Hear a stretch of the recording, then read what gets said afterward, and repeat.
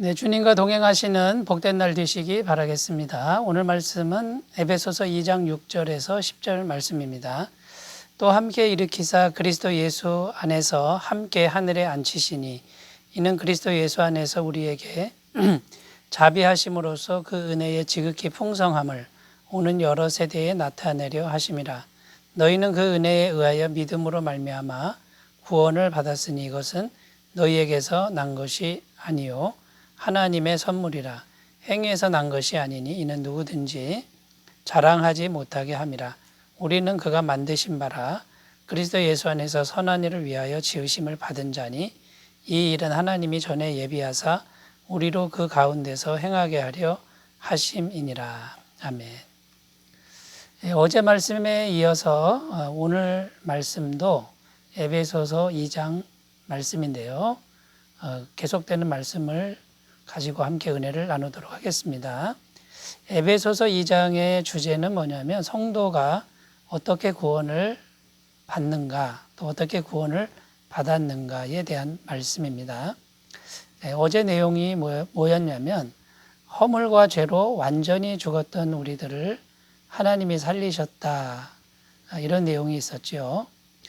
이 세상에 속한 생명이 아니고 하나님의 생명입니다. 하늘에 속한 생명을 죽은 시체 같은 우리에게 불어넣으셔서 완전히 죽은 자들을 살리셨다라는 것이죠.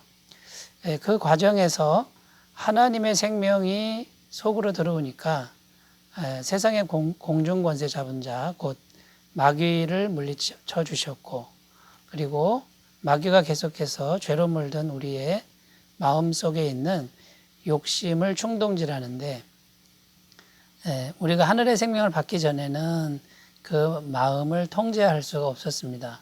그런데 하늘의 생명이 들어오니까 그 욕심을 통제할 수 있는 영적인 힘이 이제 생겼다라는 그런 내용이 어제 말씀이었죠. 자, 오늘 말씀의 내용은 뭐냐면 구원받은 성도의 현재 상태. 지금 성도는 구원받은 상태 아닙니까? 자, 구원받았다라고 하는 것은 지금 어떤 상태인가? 이것을 오늘 본문은 이제 말씀해 주고 있는 것입니다. 그래서 구원받은 현재 상태는 굉장히 위대하고 존귀한 상태다. 자, 이것을 말씀하고 있는 거고요. 그 구원받은 상태는 영원까지 절대 빼앗기지 않고 계속적으로 존재한다. 이제 이런 내용이 오늘 본문 말씀의 내용인데, 우리가 하나씩 이제 살펴보면서 은혜를 나누겠습니다. 자, 첫 번째, 성도의 구원받은 현재 상태 첫 번째입니다. 성도는 현재 그리스도와 함께 하늘에 앉아 있다는 것입니다. 6절 말씀인데요. 또 함께 일으키사 그리스도 예수 안에서 함께 하늘에 앉히시니. 자, 성도가 지금 받았는데 그 구원받은 상태가 이제 오늘 6절 말씀에 나와 있습니다. 두 가지 상태를 지금 말씀하고 있는데, 그리스도와 함께 부활한 상태다. 자, 또 함께 일으키사 이렇게 되어 있죠. 그리스도와 함께 부활한 상태이고, 그 다음에 함께 그리스도와 함께 하늘에 앉아 있다. 이미 앉아 있다. 그러니까 지금 구원받은 성도의 지금 그 위대한 상태가 뭐냐면 그리스도의 부활의 능력이 함께하는 것이고요. 그리고 이미 그리스도와 함께 하늘에 앉아 있는 것 같은 그런 권세가 이미 주어져 있다. 이것을 지금 말씀하고 있는 것입니다. 물론 우리가 아직 이 땅에 살고 있기 때문에 부활과 그 다음에 하늘에 앉아 있는 것은 미래에 있을 일이죠. 그런데 이것은 절대 빼앗기지 않는 확실한 은혜라는 것입니다. 그러니까 이미 부활한 것과 같고 이미 하늘에 앉아 있는 것과 같은 그런 상태가 바로 성도의 구원의 상태라는 것입니다. 자, 이것이 가능한 이유는 인간이, 우리 사람이 위대하거나 훌륭하거나 또 대단한 일을 해서 이렇게 된 것이 결코 아니라는 겁니다. 오직 예수 그리스도와 함께 하기 때문에, 예수 그리스도와 함께 하니까 예수님이 부활한 것이 우리의 부활이 되고, 그 그 다음에 예수님이 하늘에 앉아 있는 것이 우리 것이 된다라는 것입니다. 자, 핵심이 무엇입니까? 정말 중요한 게 무엇입니까? 그리스도와 함께 하는 게 이게 제일 중요한 것이죠. 그리스도와 분리됐다 그러면 이건 뭐 아무 소용이 없다라는 것입니다. 자, 그래서 우리가 이제 여기서 생각해야 될 게 뭐냐면 그리스도를 떠나서 나 혼자 위대한 일을 한다거나 또 열심, 또 의로운 행위를 한다라고 하는 이런 부분을 우리가 잘 생각해야 되는데 이것은 정말 하나님이 원하시는 게 아니고 오히려 마귀가 원하는 일이 될 수가 있다라는 겁니다. 그리스도와 연합되지 않은 의로운 행위는 그리스도와 분리가 되기 때문에 이것은 마귀의 권세 아래 들어가는 안타까운 결과를 맺게 된다라는 것이죠. 요한복음 14장 6절에 내가 곧 길이요 진리요 생명이니 나로 말미암지 않고는 아버지께로 올 자가 없느니라. 예수님이 곧 길이고 예수님이 곧 진리고 예수님이 곧 생명이랍니다. 예수님과 함께하지 않으면 아무 소용이 없다라고 성경은 증언하고 있는 것을 우리가 꼭 기억하셨으면 좋겠습니다. 자, 우리가 예수님을 마음의 구주로 영접하고 이제 죄 사함을 받고 하나님의 자녀 권세를 가졌습니다. 이것이 구원이죠. 예수님이 우리 안에 계셔야 됩니다. 인격적으로 우리와 교제하고 함께 계셔야만 가능하다라는 겁니다. 예수님을 떠나서 나 혼자 열심히 하는 것은 이것은 율법주의에 빠지기가 쉽고 또 하늘의 생명, 또 하늘의 권세에서 떨어지기가 쉽다라는 것을 우리가 꼭 기억하셨으면 좋겠습니다. 자, 첫 번째 성도의 현재 구원의 상태는 그리스도와 함께 하늘에 앉아 있는 이런 엄청난 권세가 있다라는 그런 말씀이었고요. 자, 두 번째입니다. 두 번째, 성도의 구원은 영원까지 이어지는 효력이 있습니다라는 것이죠. 7절 말씀입니다.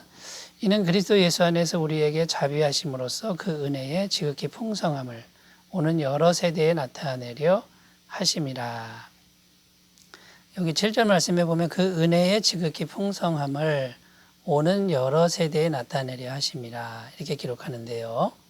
자, 은혜의 풍성함을 오는 여러 세대에 나타내려 하신다는 말씀의 의미가 무엇일까요?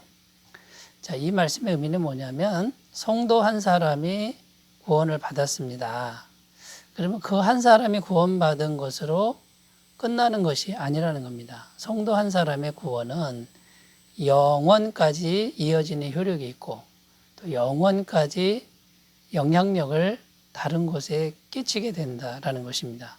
그러니까 성도 한 사람의 구원은 엄청난 영향력, 오는 여러 세대에 끼칠 수 있는 그런 영향력이 된다라는 것이죠. 예를 들어 우리 아브라함을 예를 들어 우리가 한번 생각해 볼 수 있습니다. 아브라함은 믿음의 조상이죠. 믿음의 조상이라고 하니까 얼마나 대단한 그런 존재입니까? 그런데 이 아브라함의 위대함은 아브라함 한 사람의 구원에 있지 않습니다. 아브라함의 후손인 사람들, 특히 이스라엘 사람들이 한 국가가 되고 민족이 되죠. 이스라엘 나라 전체가 아브라함의 후손이 돼서 하나님의 백성이 되고 이제 구원을 받게 되는. 자, 아브라함 한 사람이 구원을 받았지만 아브라함의 한 사람의 구원에 그치지 않고 한 나라가 구원을 받는 이런 영향력이 있다라는 것입니다.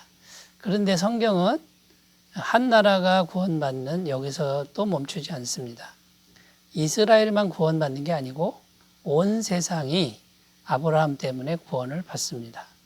자, 아브라함의 후손에서 예수 그리스도가 태어나시죠. 온 인류의 죄를 사하신 구세주이시요 메시아인 그리스도가 아브라함의 후손에서 나옵니다. 자, 여러분, 이 얼마나 큰 영향력입니까? 아브라함의 후손에서 하나님의 아들이 태어나고 온 세상의 모든 죄인을 구원하는 이런 역사가, 이런 영향력이 나타났다라는 것입니다. 아브라함은 인생을 사는 동안에 뭐 이렇게 특출한 어떤 뛰어난 능력, 그 다음에 뛰어난 업적 이런 것이 별로 없습니다. 그냥 가나안 땅에서 나그네로 살았을 뿐입니다. 그런데 이 아브라함이 잘한 것이 무엇입니까? 하나님이 함께 하셨다라는 거죠. 하나님이 찾아오셨을 때 하나님을 신앙하고 그 다음에 하나님을 신실하게 잘 섬긴 이제 그것입니다. 아브라함의 인간적인 모습은 그렇게 뛰어난 것은 없습니다만 아브라함을 택하신 하나님은 영원부터 영원까지 계신 위대하신 분이라는 것이죠. 여러분, 지금 우리가 아브라함처럼 뛰어난 존재는 아닐지라도 하나님께서 우리를 택하셔서 구원하셨다 그러면 여러분 우리는 영원까지 그 구원의 효력이 또 구원의 영향력이 펼쳐지는 그런 존재가 되었다라는 것을 우리가 꼭 기억하셨으면 좋겠습니다. 그러니까 여러분 우리가 얼마나 대단한 존재입니까? 하나님 앞에서 대단한 존재라는 것을 우리가 기억하셨으면 좋겠습니다. 베드로전서 2장 9절입니다. 오직 너희는 택하신 족속이요 왕같은 제사장들이요 거룩한 나라요 그의 소유된 백성이니 이는 너희를 어두운 데서 불러내어 그의 기이한 빛에 들어가게 하신 자의 아름다운 덕을 선전하게 하려 하심이라. 여러분 구원받은 성도는 왕같은 제사장이고 거룩한 나라 하나님의 백성 이런 자부심을 회복하시는 귀한 날이 되시기 바라겠습니다. 자, 세 번째입니다. 세 번째. 성도의 구원은 이 땅의 선물로 되는 것이 아니라 신적인 선물로 된다라는 것입니다. 8절 말씀입니다. 너희는 그 은혜에 의하여 믿음으로 말미암아 구원을 받았으니 이것은 너희에게서 난 것이 아니요 하나님의 선물이라. 여기 보면 우리의 구원은 하나님의 선물로 주어졌다. 이렇게 말씀합니다. 선물은 그냥 준다라는 것이죠. 그런데 이 선물, 하나님이 주신 선물, 그냥 주시는 선물, 이걸 좀 더 생각해야 되는데 여기 중요한 의미가 뭐냐면 이 땅에 있는 귀한 것을 선물로 준다라는 의미가 아니라는 겁니다. 이 땅에 속하지 아니한 하나님께만 속한 천국의 생명, 천국의 구원을 우리에게 선물로 주셨다라는 것이죠. 바로 영생을 선물로 주셨다라는 겁니다. 그러니까 여러분 구원이라고 하는 건 이 땅의 귀한 것을 선물로 받는 것이 결코 아닙니다. 우리가 이 땅의 귀한 것을 자꾸 받으려고 하면은 그건 하나님의 뜻과 전혀 상관이 없습니다. 여러분 하나님께 속한 영생의 선물, 천상의 생명의 선물을 우리가 받아서 구원받았다라는 거 이것을 꼭 기억하셨으면 좋겠습니다. 세상에 많은 사람들이 이 땅에서 구원을 받으려고 하는데 전부 부질없는 것이죠. 여러분 그러므로 우리는 천상의 것을 선물로 받았으니 이제 이 땅의 것으로 자랑하지 말고 또 이 땅에 있는 것으로 서로 비교하지 않는 그런 삶이 되셨으면 좋겠습니다. 기도하겠습니다. 하나님 아버지, 우리가 구원받은 것이 얼마나 큰 권세요? 얼마나 또 큰 영향력이 있는지 또 천상의 선물을 받은 것인지 잘 기억하고 가슴을 펴는 오늘 하루가 되게 하여 주옵소서. 예수님의 이름으로 기도드립니다. 아멘. 좋은 날 되시기 바라겠습니다. 감사합니다.